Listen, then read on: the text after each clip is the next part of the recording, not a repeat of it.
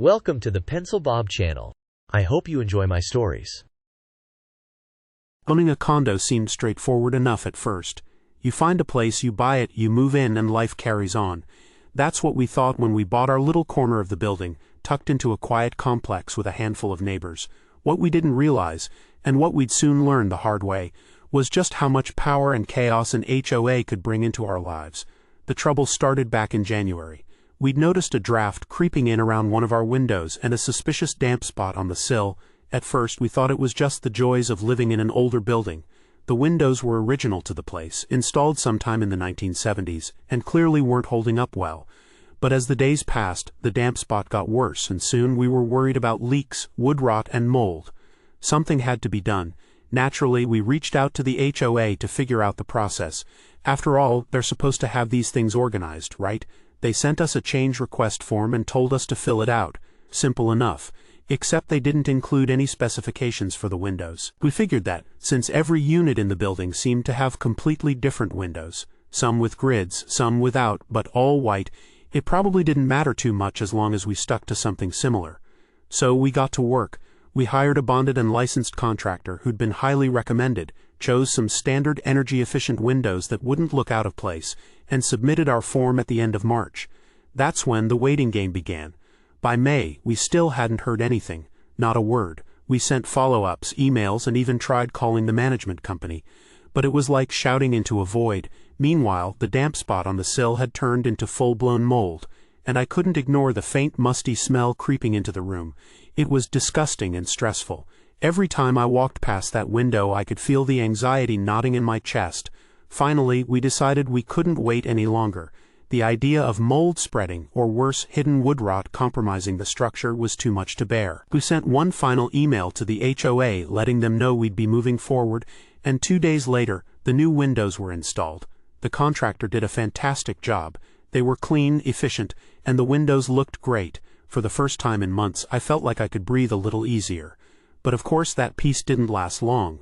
Fast forward to July. Out of nowhere, the HOA finally decided to notice us.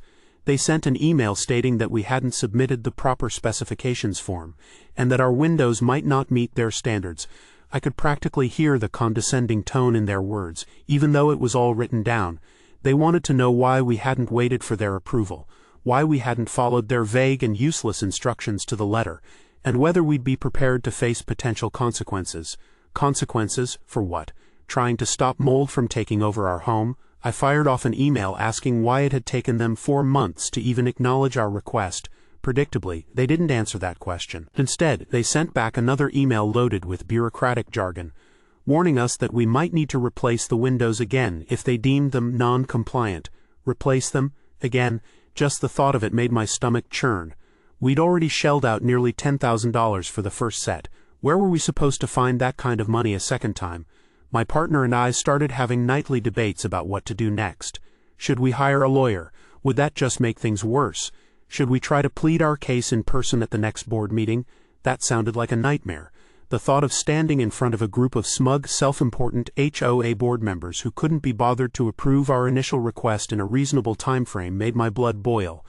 I could already picture their disapproving faces, the way they'd probably try to make us feel like irresponsible troublemakers just for taking care of our own home. Meanwhile, every time I looked at those windows, all I could see was the dollar signs flashing in my mind. What if they really made us replace them? What if they fined us on top of that? The whole situation was turning into a ridiculous, expensive mess, and there didn't seem to be any way out of it. To make matters worse, the other residents in the building started chiming in. Apparently, word had gotten around about our windows, and suddenly everyone had an opinion.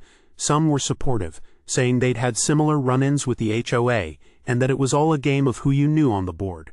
Others were less kind, muttering about how we should have followed the rules and waited our turn. Easy for them to say. They weren't the ones dealing with mold and rot. One neighbor, an older woman who'd lived in the building for decades, pulled me aside in the hallway one day. "You know," she said in a hushed voice, "the board likes to drag their feet on purpose. They think it keeps people from making changes they don't like. What's not to like about new windows?" I shot back, trying to keep my frustration in check. She shrugged. "Who knows, they're control freaks, always have been. Good luck dealing with them, you'll need it." Great. Just what I wanted to hear. As the days dragged on, the stress only grew. Every time my phone buzzed with an email notification, my heart sank, bracing for another passive-aggressive message from the HOA. I started dreaming about windows, nightmares really, where the board was standing outside our unit shaking their heads and writing up fines while we watched helplessly from inside. One evening, after yet another round of deliberation, my partner threw up their hands and said, "I can't take this anymore. We need to talk to a lawyer, let them figure it out." I wasn't so sure. Lawyers meant more money, more stress, and the potential for an even bigger fight. But what choice did we have? It felt like we were trapped, caught between an unresponsive HOA and the possibility of a financial disaster. The only thing I knew for sure was that this wasn't over, not by a long shot. Weeks of stress and uncertainty had turned into outright fury. We were done playing nice, and after another condescending email from the HOA about how we had failed to comply, we decided it was time to get a lawyer. We weren't going to let these people bully us into spending another dime on windows they refused to approve in a reasonable time frame. Our lawyer Melissa came highly recommended and was clearly no stranger to HOA disputes. The first thing she did was comb through every single email and document we had. She shook her head in disbelief when she saw the vague specifications form, the total lack of communication for months, and the sudden scramble in July to blame us. "This is a classic case of an HOA trying to cover their own mistakes by making you the scapegoat," she said confidently. Hearing that gave us a flicker of hope for the first time in months. Melissa drafted a formal letter to the HOA, laying out the timeline in painful detail. She highlighted how we'd reached out in January for guidance, how they'd sent us incomplete forms, how they'd ignored our submission for months, and how their incompetence had forced us to act to protect our property. She didn't just stop there.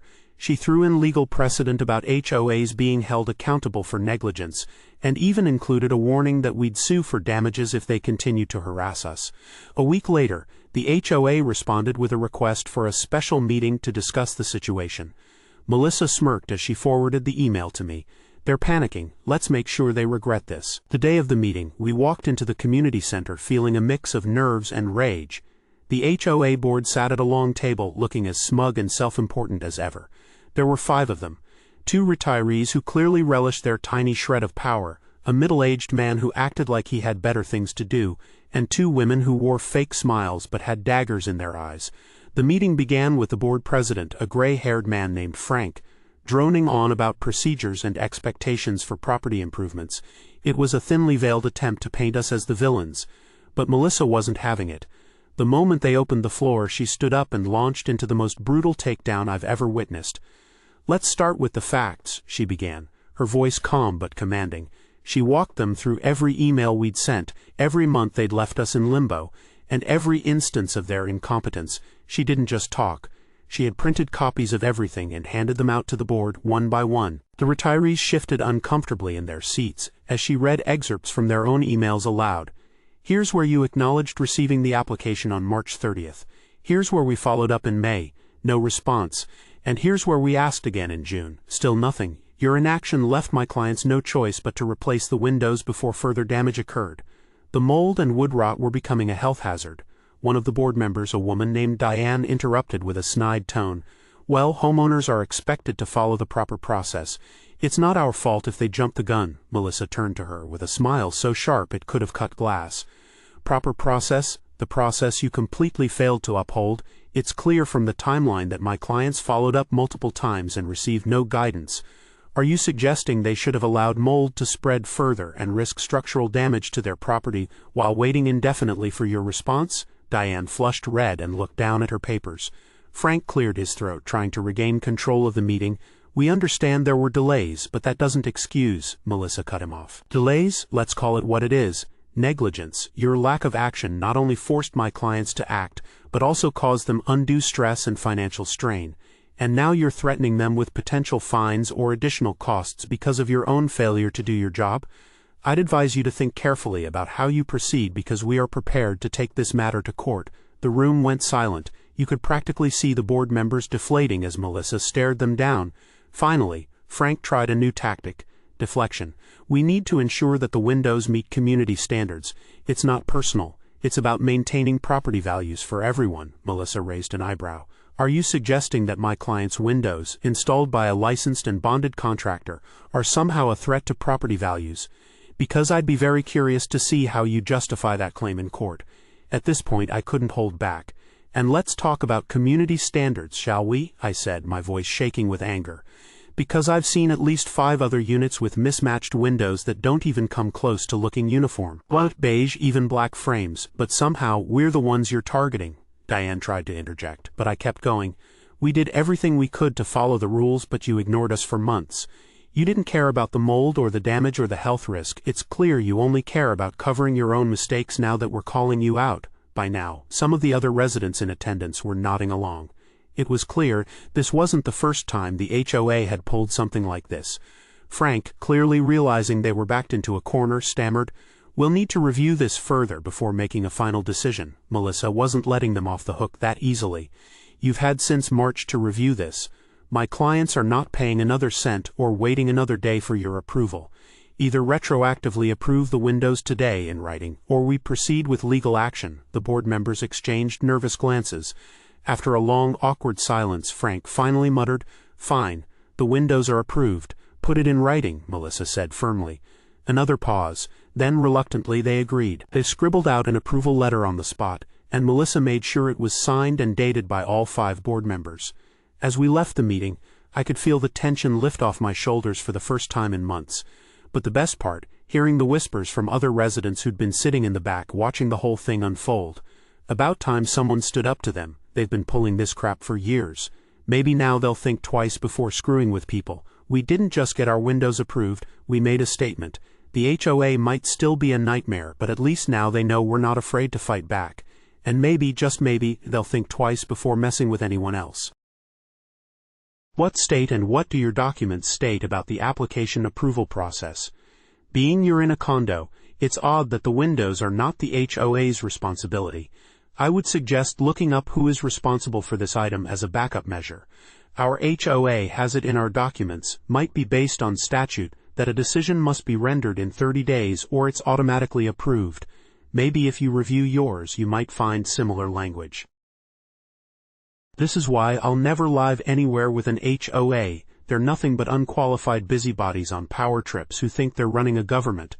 The homeowners were forced to fix their windows because the HOA couldn't do its one job, approve or deny applications. But instead of admitting their incompetence, they try to blame the family. Disgusting. I'm sick of hearing about people being bullied and nickel and dimed by these useless organizations. The board doesn't care about the community, they care about control. And the way they scrambled at the meeting when a lawyer showed up proves it. They knew they were in the wrong, but they didn't care until they got called out. HOAs like this shouldn't exist.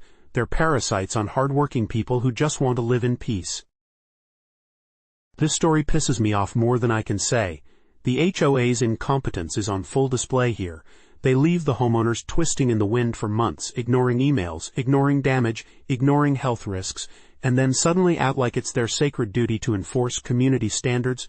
Give me a break. That mold could have turned into a serious health hazard, but hey, let's not rush the sacred approval process, right? These boards are always staffed by busybodies who love power but can't handle basic responsibility. The board president had the audacity to talk about property values, when their laziness caused the entire problem in the first place. And the double standards are unreal. Other units have random mismatched windows, and nothing happens to them. But these poor homeowners get targeted. If it weren't for that lawyer, you just know the HOA would have bled them dry with fees and demands for replacement windows. It's disgusting how often this happens. These people aren't protecting the community. They're creating chaos and making residents' lives hell. I hope the board members couldn't sleep at night after being humiliated in that meeting. They deserve every ounce of stress they caused those homeowners and more.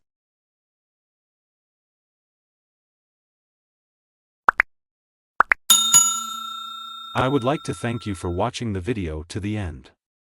To encourage us to make more videos, please like, subscribe, comment, as well as share. Check out this other video if you haven't already.